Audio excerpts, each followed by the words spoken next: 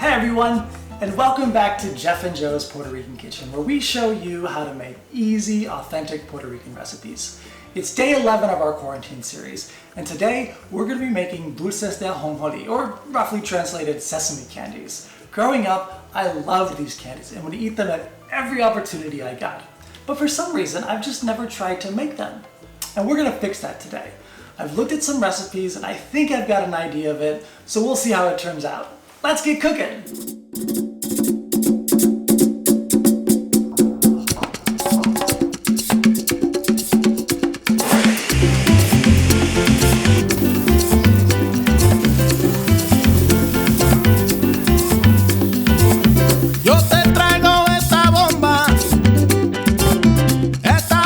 Puertorriqueña, yo te la traigo de Cupey, de Vega Baja y de Santurce, de toda parte de Puerto Rico.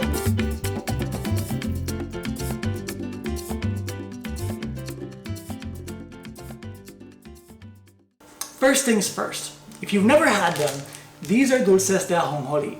These are a very popular treat, both in Puerto Rico as well as the Caribbean and Central America.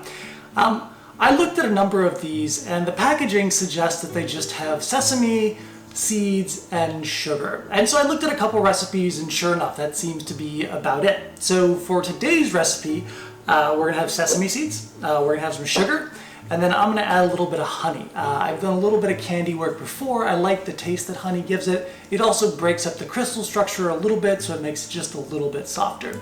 So let's give it a shot. Start by toasting your sesame seeds. I'm doing this on top of the stove, but I would imagine you could also do it in the oven if you think it would be easier. You just need to do a little experimenting with the time and temperature. Add your sesame seeds to a wide, heavy pan over high heat.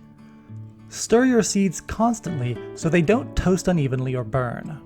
After a minute or two, you should start to hear the sesame seeds popping, almost like popcorn. This means you're getting close. Keep stirring until the seeds darken slightly in color and start to produce a little bit of smoke. Then pull your pan off the heat and transfer your seeds to another container. Now, using the same pan as before, we're going to make our caramelized sugar, which we will use to hold the sesame seeds together. Add your sugar and honey to the pan and turn your stove to medium-high heat. Stir constantly until your sugar melts and turns a deep brown color. Do your best to eliminate any clumps that form in your sugar.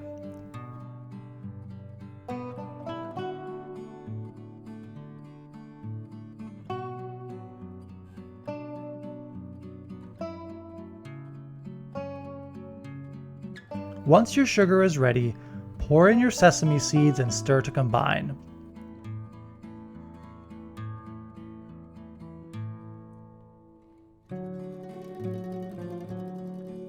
Then pour out your candy mixture onto a cookie sheet lined with parchment paper. Shape your candy into a sheet about ½ an inch thick.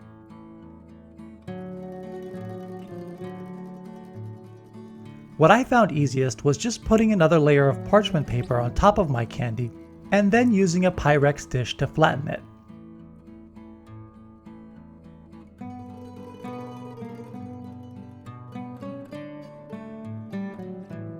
Once shaped, let your candy cool completely. At this point, it's all ready to eat and you could just break off a piece and chow down.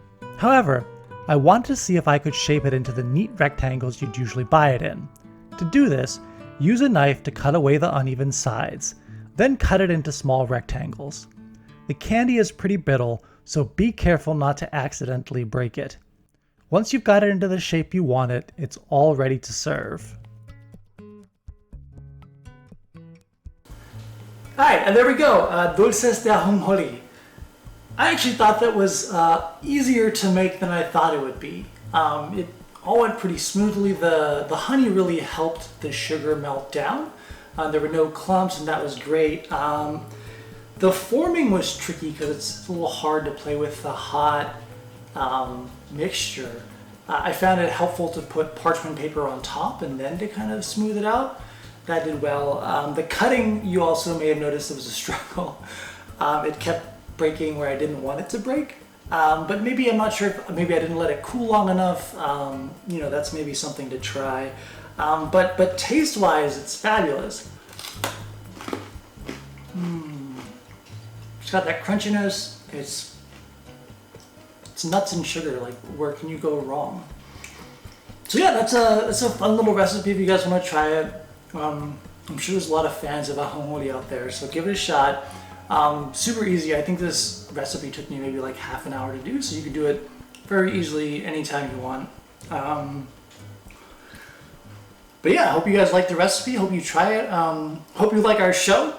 Hit the subscribe button, like us, follow us, hit the bell button so you know when we have new stuff, and then come back tomorrow again, and we'll see you for another episode of Jeff and Joe's Puerto Rican Kitchen.